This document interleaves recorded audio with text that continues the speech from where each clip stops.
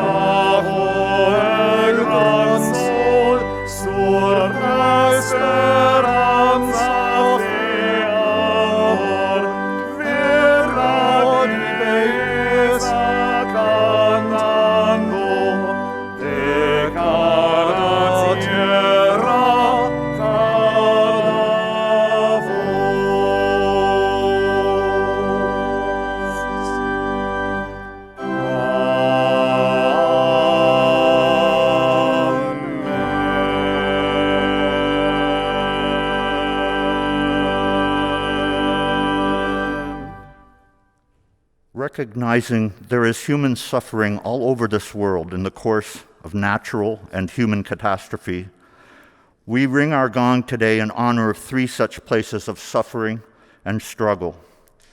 We ring our gong first, as we have since last July, in honor of the 7 children who have lost their lives in federal custody in our detention camps. And we let its ringing symbolically stand also for those adults who have lost their lives in these camps, those who remain in such camps, many separated from their families, and many now infected by COVID-19 or at a great risk of infection. We ring our gong additionally once for the losses to COVID-19. To date, 805,733 people died of COVID-19 globally, 176,464 lives in the United States alone. We hold in our hearts all of these losses, and also all who continue to risk their lives to provide essential services, those who suffer from loss of jobs, whose lives are especially vulnerable to the disease, and all whose isolation and struggle through grief and loneliness is harder the longer this pandemic continues. Finally, we ring our gong once for the fires that burn in our area, the loss of life, of property, the ravages that are some of the visible result of climate change and that put our lives at risk even as we speak. For all those struggling and at risk here and around the world from such ravages, we ring our gong once. So may we keep those we have named in our thoughts and in our prayers, and may we ease the tide of human suffering this coming week, howsoever we can.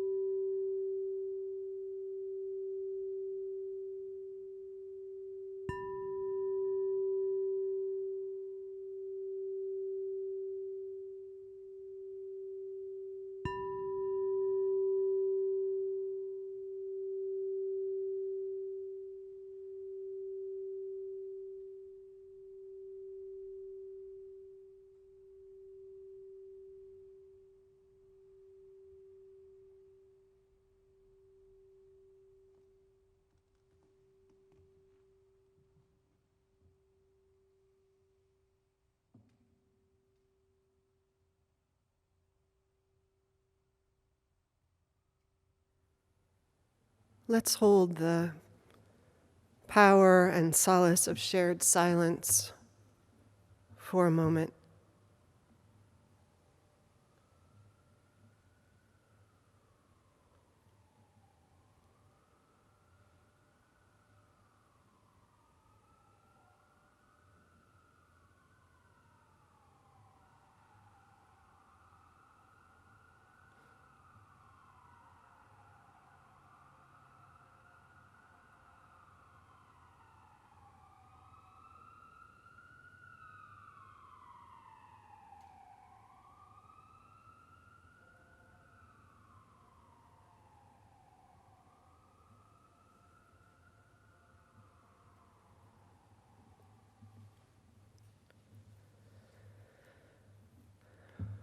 Breathe in, my friends.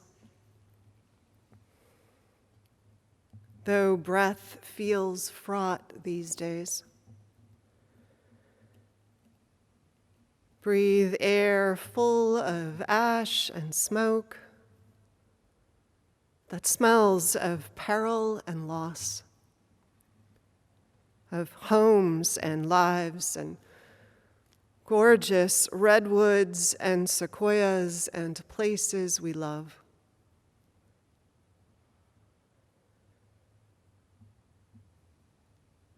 Breathe in. Though breath feels fraught these days, breathe air that makes life possible, but also can carry moisture and virus in it.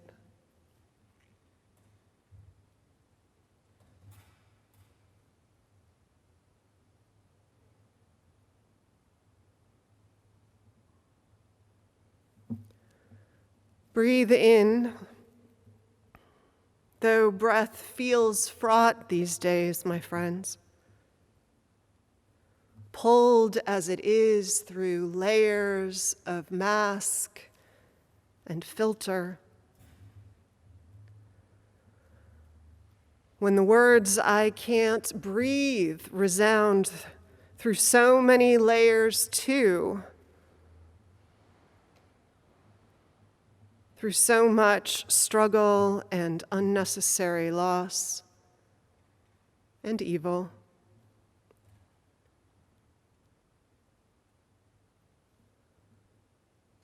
Breathe, my beloveds. Though breath feels fraught,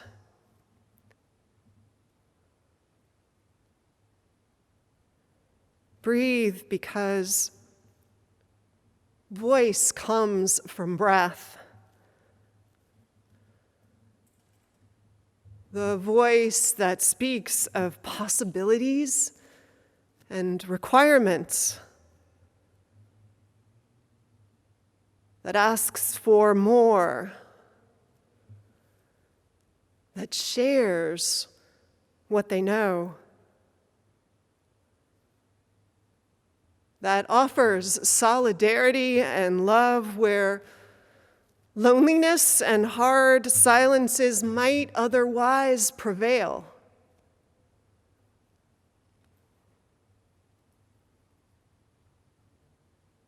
Breathe, my friends, because though breath feels fraught, you and I can still sing in the shower. Warble happy birthday across a phone line. Narrate a child's bedtime story through Zoom.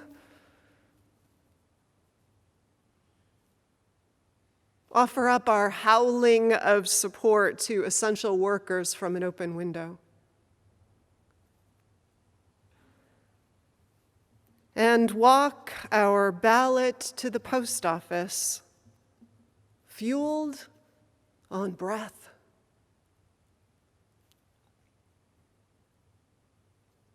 Breathe in.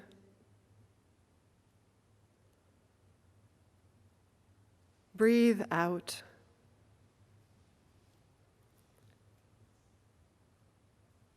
though breath feels fraught these days.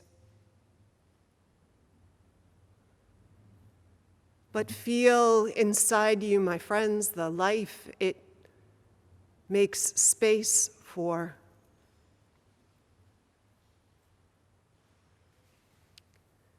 May we answer that call with love and courage and joy as we are able. Answer with whatever our lives have to offer.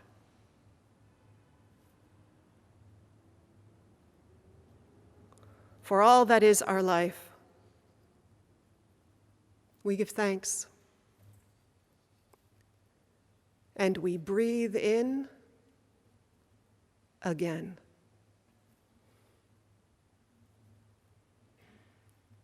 Amen.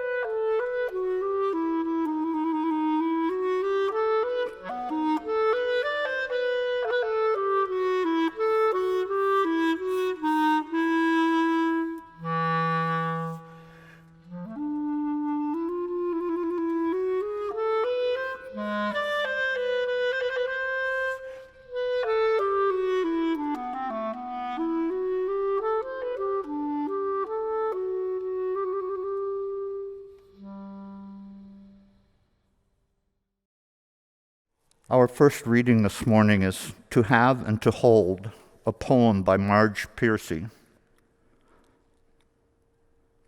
Learning to love differently is hard. Love with the hands wide open. Love with the doors banging on their hinges, the cupboard unlocked, the wind roaring and whimpering in the rooms, rustling the sheets and snapping the blinds that thwack like rubber bands in an open palm. It hurts to love wide open, stretching the muscles that feel as if they are made of wet plaster, then of blunt knives, then of sharp knives. It hurts to thwart the reflexes of grab, of clutch, to love and let go again and again.